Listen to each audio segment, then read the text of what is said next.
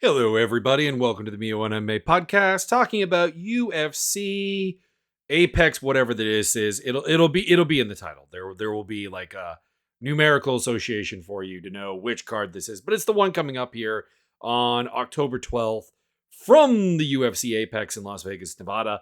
And well, let's just say the main event is pretty exciting, actually. Up and coming fighter Tetsuya Taira versus Brendan Royval, a former title challenger. Big deal. But the rest of the card is not amazing. They keep changing the order, so hang on. Let me give a quick refresh here. Just to get the most up-to-date order, at least, per the website. Brad Tavares, Jun Young Park is your co-main event. I like that fight, but because I'm a big Iron Turtle fan. Massive fan of the fighter and the nickname. But as a co-main event goes, kind of garbage. Chidi Njokuani versus Jared Gooden is... I mean, that might be a pretty entertaining fight, but it has like zero stakes. You know what I'm saying? Like nothing. There is nothing there that is building to anything.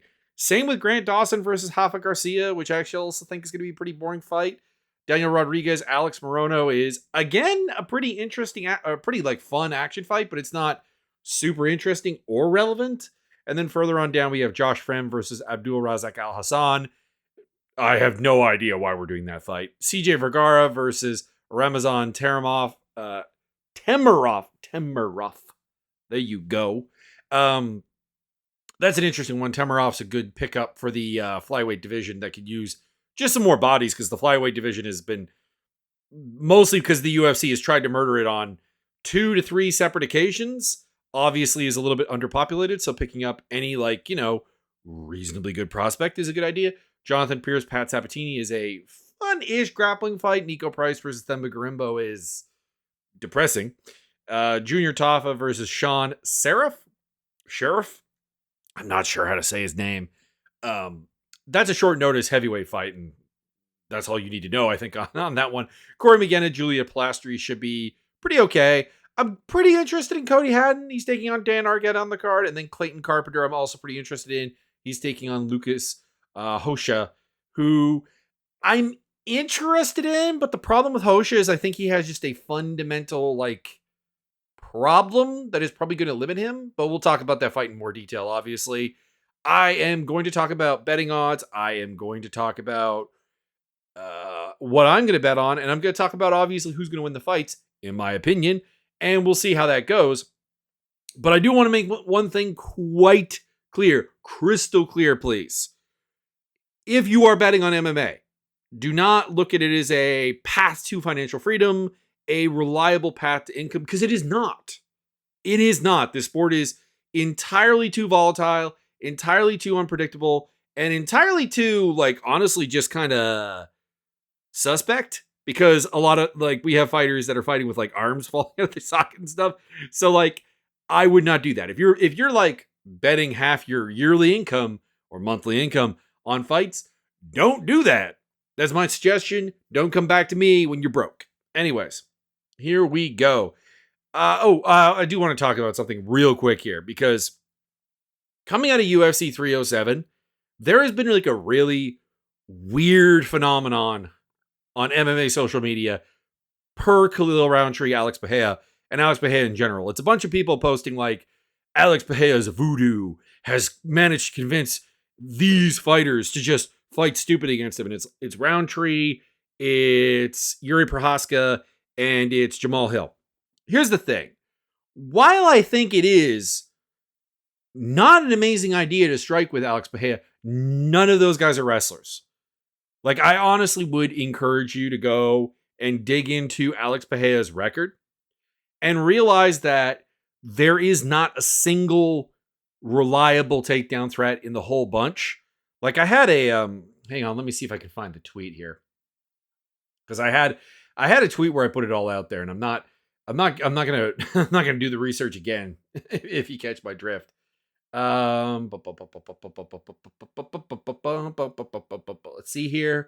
Let's see here. Oh, I think I can find it.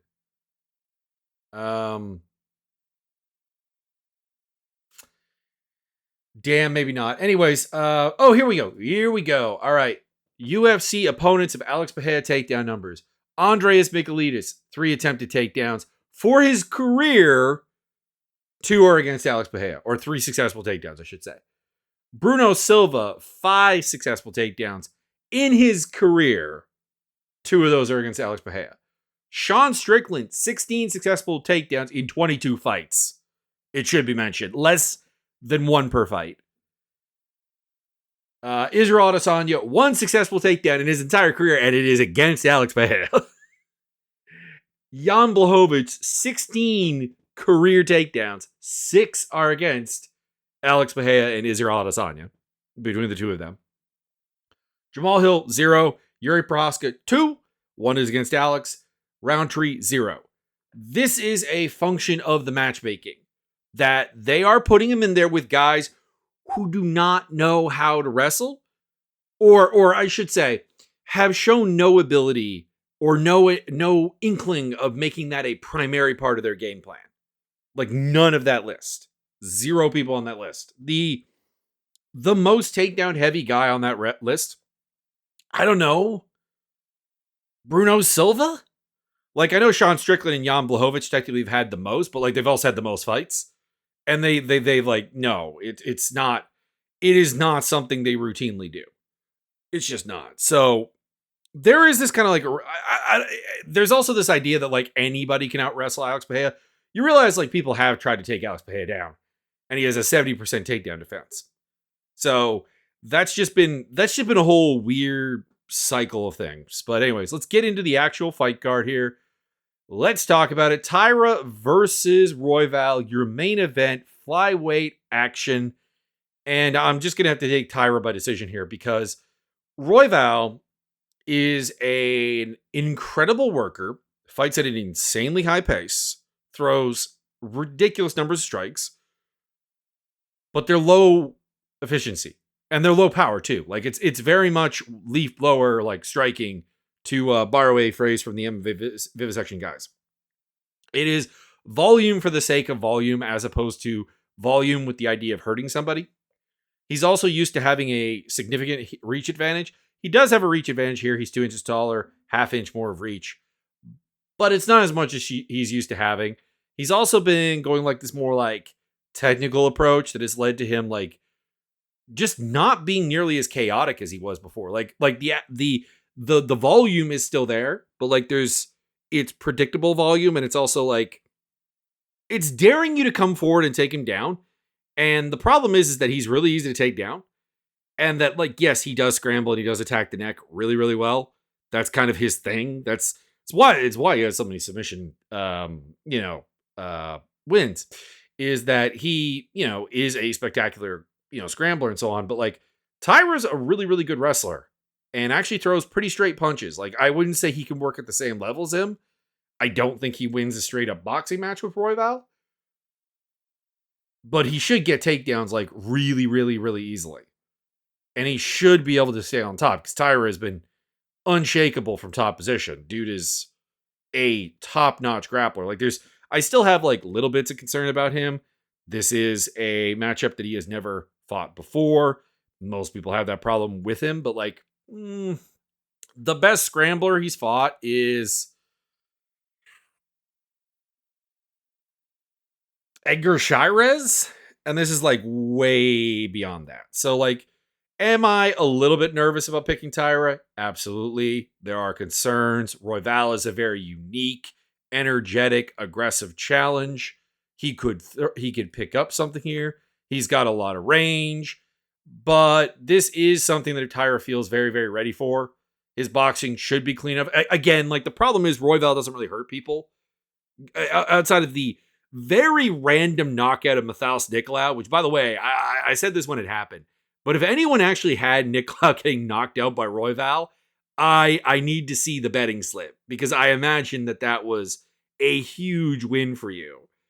But he doesn't really hurt people. He doesn't throw very hard. It's very empty volume. It's very welcoming the takedowns, even if he can scramble back to his feet, which I expect he will be able to do.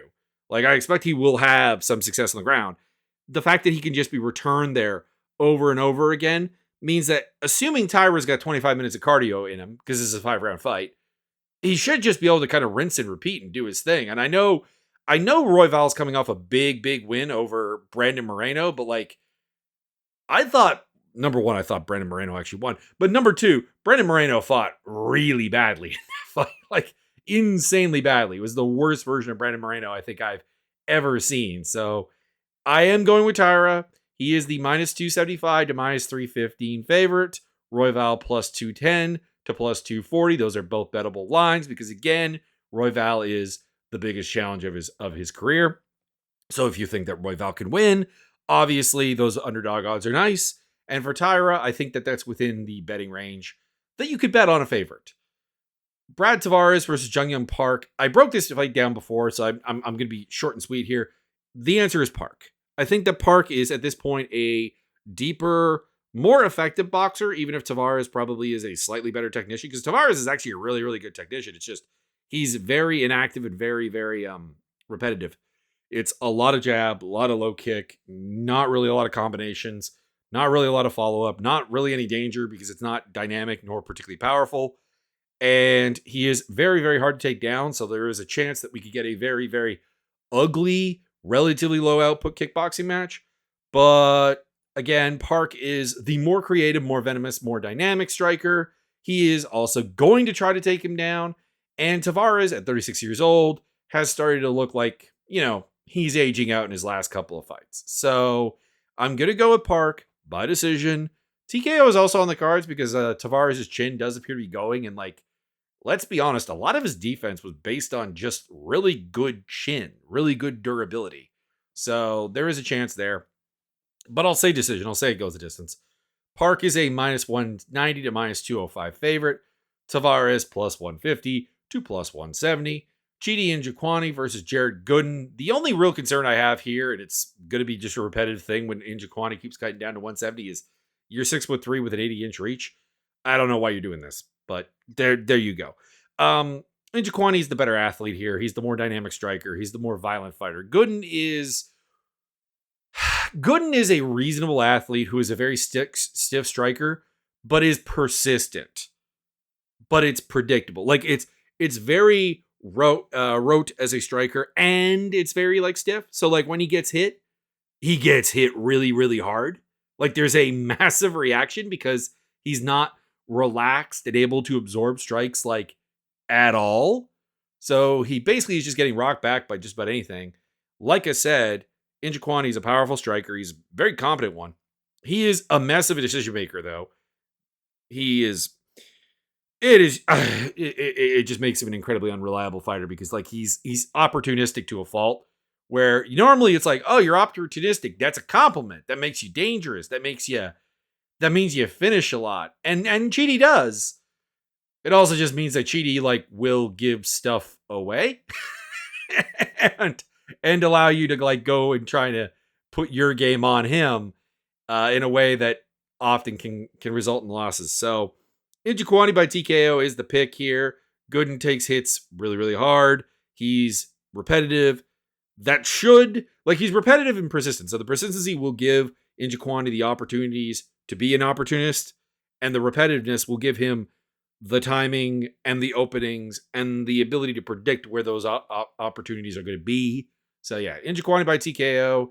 He's minus 163 to minus 188. Gooden plus 130 to plus 140. Grant Dawson versus Rafa Garcia. I said I didn't like this fight, and essentially it boils down to this. I like Rafa Garcia. He's a decent little action fighter. He's not going to be a champion, or to be honest, he's probably not going to be even a ranked fighter at any point in his career. He's 30 years old. He's coming off a win over Clay Guida. So yeah, 2023 Clay Guida is not a man. It's not that's a problem when you have a close fight with Guida at this point in his career.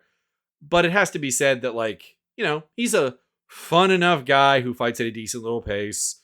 Does a little bit of everything, tends to try to take elements of your game away. But the problem is that his wins tend to function off of him having takedowns and getting close enough to allow the opponent to initiate takedowns on him. And Grant Dawson is boring. And I'll leave it at that. But he's a takedown guy. And if you're going to give him those takedowns, he's going to take them and he's going to get on top of you and he's going to blanket you. And he's going to grind you into dust. And I mean, maybe he'll take your neck if you give it to him. Does actually have like a nice arm triangle and a nice rear naked choke setup that he likes to throw out there. But I got him by decision in what should be a relatively forgettable, like probably best case forgettable fight between these two. Worst case, absolutely terrible. I guess there is a chance that Garcia could kind of Ricky Glenn him.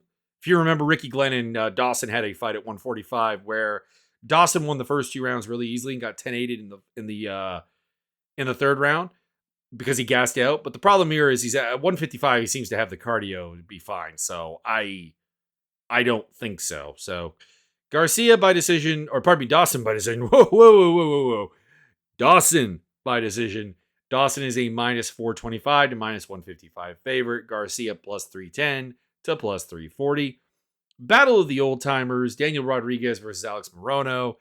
Should be a fun fight. It's 2 fighters at a peak that are on their way down, but they're like good action fighters. They generally stand and bang. They generally trade hands and like low kicks. So, it should be a pretty solid fight. I mean, they're both like pretty good technicians, all things considered. They both have like gone probably honestly further than their actual physical tools should have taken them. And that's pretty cool. Morono in particular is a really, really good game planner. So I'm hoping he shows off some things where he catches Rodriguez with some nice counters and like, sees the ability here. Like the fact that he's put together a 21 UFC fight career with 13 wins, despite being a guy that showed up 9 years ago in 2015, and pretty much everyone who had a podcast, pretty much anyone on social media was like, this guy is not athletic enough for the UFC, and he's still here in 2024 is amazing. But I got to go with Rodriguez. Rodriguez, like I said, is not the greatest of athletes either, but he's got a little bit of more hand speed. This will be one of the few times where I think he hands down is the better athlete than the guy that he's facing off with here. And I guess the concern, being devil's advocate here, is that Rodriguez he's had a rough run of it lately. He's on a 3-fight losing streak, but that's against Neil Magny, who is very, very good. Ian Gary, who's very, very good. And Kelvin Gastelum, who just didn't bother to make weight and ended up, they fought at 185. And hang on, correct me if I'm wrong. No, Gastelum did not miss weight for the 185 fight. But like, there was all kinds of weirdness there where like, it was a 170 fight. When it got booked, Gastelum said, nah, fam, I'm not making 170. Like, I think like a couple of days before the fight, got moved to 185. So anyways, I don't think it's too much of a problem. Like those are even Gastelum is a much better, physical test than Morono is. So Rodriguez, a little bit faster hands, puts a good pace up, good technical boxer, got a little bit of a kicking game there. And I mean, again, Morono, great game planner. There will be, I hope, 2 or 3 moments where that game planning like kind of looks like it came to fruition. But Rodriguez is, still incredibly durable, so I don't see like a counterpunch knockout or anything. So Rodriguez by decision, he is a minus 210 to minus 225 favorite. Morono plus 168 to plus 180. Josh Frem versus Abdul Razak Al Hassan is like a complete coin flip of a fight. It's either Al Hassan just nukes him at the start of the round or maybe like into the second round, because Al Hassan does hit really, really hard, but like he's low output and not good. Like he's got a good anti-clinch game and then like good power and like that's it. And generally speaking, he knocks out guys who have terrible, terrible defensive striking. Frem does have terrible defensive striking and is really just kind of big. He works really hard, don't get me wrong. He'll grind, he'll wrestle, he'll generally try to like go after a weakness of his opponent, but like he's not good at anything. I think he has a wrestling background, but like it's never looked like it's something that can be relied upon to take out, an opponent. So I'm going with Al Hassan by TKO, but like a boring grinding display by Josh Fremd is I don't even want to say like on the cards, but like is like a 50% likelihood. Anyways, Al Hassan is the favorite, -160 to -168. Fremd is +130 to +140. I think I'm just picking the less painful option. CJ Vergara versus Ramazan Temirov. Temirov is a good signing, like I said at the top of the hour. You know, he's looked good regionally. He's got powerful hands, effective wrestling, strong for 125, has altering cardio, power. Not cardio, power. There is no such thing as fight altering cardio at 125, which is not standard for flyweight. Like he hits hard, but the level of competition he's faced is unclear at best, cannish at worst. So I've got big questions about how good he is. Like, he looks strong. He looks powerful. He looks like a competent wrestler. He looks like he has a couple of tricks on the feet. What happens when he faces UFC caliber opposition? And that's kind of what I love about this fight, because that's like CJ Vergara is the welcome to the UFC guy. Or if not like the literal welcome to the UFC guy, but like the prospect speed bump. He fought Almabayev, he fought Tyre, lost his fights, he beat Clayton Rodriguez. So, you know, he's been doing this role for a bit. And he's got himself a nice boxing game. He's persistent. He's durable. He's not a great athlete for 125, but he's got hands. He's tough. And he generally has a reasonably solid idea of what he's doing. I guess you could also throw like Ode Osborne on the list of prospects he fought, although Osborne's a bit weird in that regard. I'm going to go with Temirov by decision. Again, I just think that I think that he has a very similar game to Vergara that looks like it performs higher, at least on the regional scene, than even, you know, what we saw from Vergara on the regional scene. So that's the pick, but like, I'm always nervous when someone comes over, even if it's coming from like Ryzen or I think it's called Nizev FC, the Kazakhstani promotion where Temirov was fighting before. So little, you know, nervous. It could be things, but Temirov does look like a legit addition to this division. And the odds show that with Temirov being -325 to -360, Vergara being +250 to +285. Then we have Jonathan Pierce versus Pat Sabatini, battle of two grapplers. Sabatini is the more dynamic guy. He's got pretty good pop in his hands. He's just not a very good striker at all. It's kind of like, you know, natural hand speed, natural power, but like there's no functional like game behind it. And he's got, of course, a good submission game. Pierce is a more functional striker. Not saying much, but, you know, more. He's bigger and he has a more reliable chain wrestling game, and that is the key. These two guys are both going to be looking to get on top of each other. So I like talked about the striking game, but I don't think that's really going to be like matter. At some point, Pierce is just going to be on top more, punishing more, using ground and pound more, because he works at a higher pace and he's more willing to punish and like do things, whereas Sabatini's more just kind of a lockdown kind of grappler type guy. And when he can't get on top, it's a problem. Now, I will say this, Sabatini has 3 solid paths to winning this fight. One is that it turns out that he's just a way better wrestler than Pierce and just crushes him to the ground. Option 1, he could also submit Pierce because Pierce will shove his neck into trouble. He's very open to possibly getting a guillotine or a darce or a ninja choke or a number of other things. So there's options there. And, you know, you could also knock him out because Pierce is, you know, pretty open to getting hit and reliant on his chin. So Pierce by decision is my pick. Sabatini winning would be not surprising, but I do think that this is a type of fight that, you know, Pierce is very prone to picking up the W here. Pierce -168 to -190. Sabatini +136 to +160. I was kind of hoping Pierce would get underdog odds and I could sneak in a bet there, but no. Nico Price versus Themba Garimbo. I have bad feelings about both fighters. Price is getting old. He's 35 years old. He's had injuries. His style was based on insane durability. That's not there anymore. Garimba is 33, which seems a bit older, but like he's also recently moved across the Atlantic Ocean to America. I think with ATT, there's even like the Rock thing in there about helping out. And it's a great story. Like it would make a great movie, honestly, the Themba Gorimbo story. But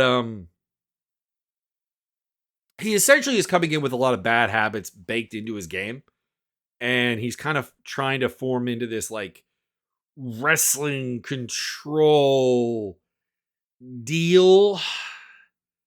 And realistically, I just kind of think it came a little too late. But I do think he's going to win here just because Nico Price is going to give him opportunities to wrestle. He always does.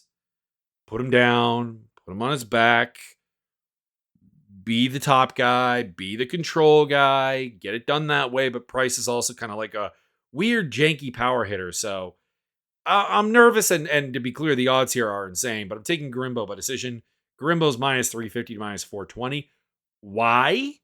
And Price is plus 260 to plus 310. In fact, is Gorimbo like the biggest favorite up until this point on? Okay, no. Grant Dawson's a bigger favorite. He should be. But yeah, Gorimbo is the second biggest favorite on this card by the looks of it, and that is just weird. I think the story of Themba Gorimbo is doing a lot of work there. We have Junior Tafa versus Sean Sheriff.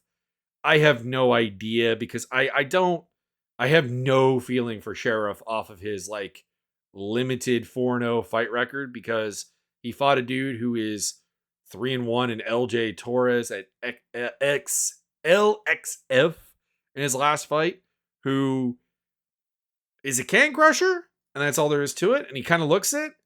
0-1 Shadrack Kindle, 0-0 Nathan Mullet, and 1-4 Bruno Casillas. So it's he seems to fancy himself a decently powerful hitter, and he trains out of Extreme Couture, so hopefully there's a good process behind it, but this is also a short notice fight. It was supposed to be Chris Barnett versus Junior Tafa, which actually was already a replacement fight because it was supposed to be Chris Barnett versus Waldo Cortez Acosta originally, so we're kind of, doing the opponent swap up. If you're just going to bang with Junior Tafa, I'm going to take Junior Tafa to knock you out. If you're going to wrestle with Junior Tafa, you probably can, but there's not really any indication that Sheriff can, and it's heavyweight. I don't trust anyone to wrestle, so Tafa by TKO.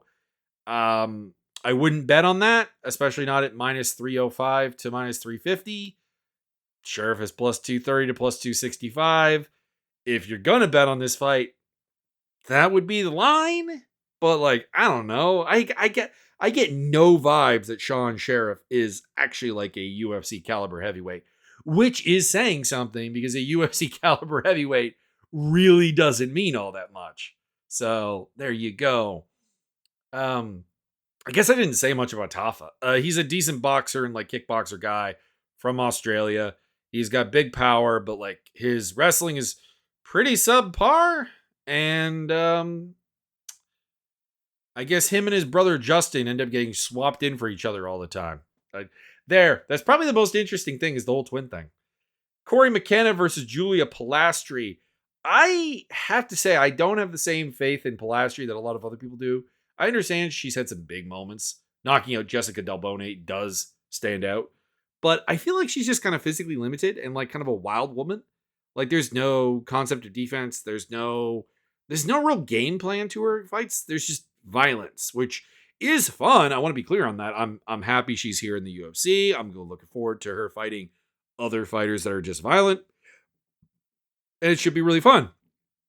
And Corey McKenna is a limited fighter in the sense that she is 5'3" with a 58.5-inch reach. That is weirdly bad. That is I mean they used to call Joe Stevenson T-Rex arms. This is insane. But I'm going to go with McKenna. As much as I don't like her decision making because she keeps trying to be like a boxer even though she's not physically suited to it. She does have a takedown game. She can beat people who theoretically are beating her on the feet. Look at the Cheyenne Velismus fight, for example. A relatively close fight with Elise Reed as well. And her only losses are to Elise Reed, who, like I said, is actually not a very athletic fighter and obviously kind of subpar for the UFC, but pretty good. And like Jacqueline Amarin, and then if we go back to McCall de Segni, who is not a bad fighter, although known more for non-fight reasons. Believe me, just look at the Tapology page. You'll probably follow my thoughts on that one. I'm gonna go with Corey McKenna. If she can get the wrestling going, she should be able to take Palastri down because Palastri doesn't limit the options to get takedowns against her. She's a bit too wild. You're dealing with a team alpha male coached fighter. I would certainly hope to God they've been drilling the takedowns and getting that worked out, but we'll find out. McKenna by decision. Palestri is the favorite, -130 to -138. McKenna +107 to +112. Don't know about that. Really don't. But I don't know. I guess I don't have a great a great feeling about McKenna. Anyways, Dan Argueta versus Cody Haddon. Argueta's career has been really, really weird. He had back-to-back no contests, and he's only had 5 fights in the UFC. To have 2 no contests and 5 fights is a bit weird. But like he's a throwback wrestle boxer to which makes sense. He's a Jackson Wink guy, which is a gym that is still stuck back in its heyday when it dominated the UFC, but hasn't really honestly adapted or kept up. And as a result, the only fighters that are still doing well out of the gym are people that are just way too athletic for the division. John Jones would be a great example, but also Holly Holm for the longest time. And Argueta's not that. He is a perfectly fine athlete, but his game is limited, repetitive, and kind of really relies on him just being able to bully people and just be a better athlete. And it kind of showed up against the Miles Johns fight, which has been ruled a no contest since. But if you look at that fight, that was kind of the perfect example of that, where all right, Miles Johns is the same game as Argueta, basically. But the difference is, except Argueta does have a willingness to go for submissions and stuff that Johns doesn't have. But he was just out horsepowered, basically. And don't get me wrong, it wound up, still a close fight or whatever. But you kind of saw it in a lot of the exchanges where Argueta just, whenever Jones was able to just punch with him, he didn't have a response for that. And Haddon is not the athlete Miles Johns is. Nobody really is. But he's a sharp boxer, by the looks of it. Australian national amateur champion. He's got a pretty good grappling game and so on. I do expect Argueta to be the better wrestler of the two. So if it goes to the ground, Argueta will be on top. But Haddon seems to be pretty willing to scramble, pretty willing to do his thing, pretty willing to attack the neck. The only problem, I guess, is really, and I like this fight for this very reason, is that Haddon hasn't fought much. His pre-Dana White Contender Series competition has not been very good, and nor was Billy Brand on the Contender Series. So he looks good, he looks fine, but what happens when he faces somebody who has the physical tools to ask some questions of him? Because I just said that Argueta is not a phenomenal athlete, but he is a good athlete.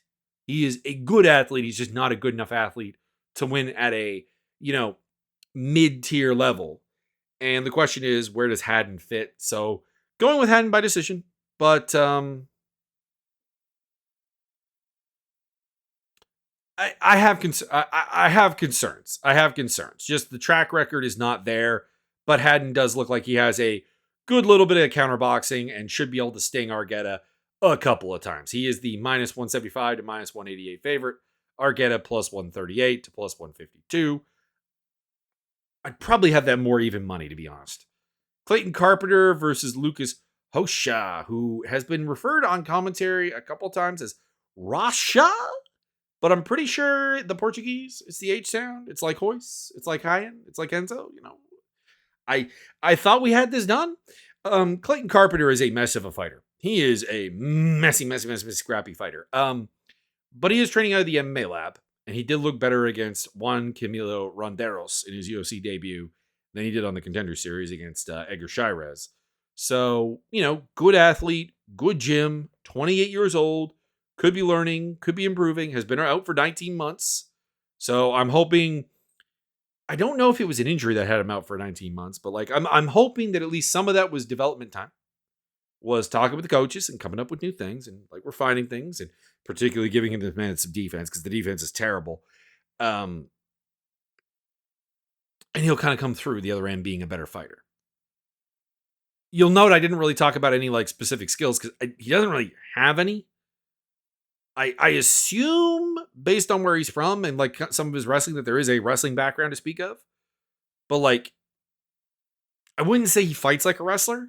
He fights like a freestyle fighter. He fights like a flow, like water, like Bruce Lee, um, to his own detriment at times.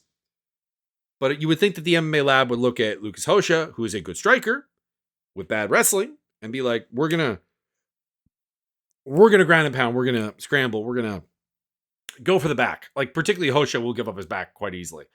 And Hosha, dangerous guy, had a really cool knockout on the Contender Series with the knee strike against Davey Bittencourt, I think it was. And good striker, like I said, young enough, 24 years old to kind of like develop into something for sure, but like in 17-1, so very, very seasoned for that 24 years old. My problem really just kind of keeps coming backpedals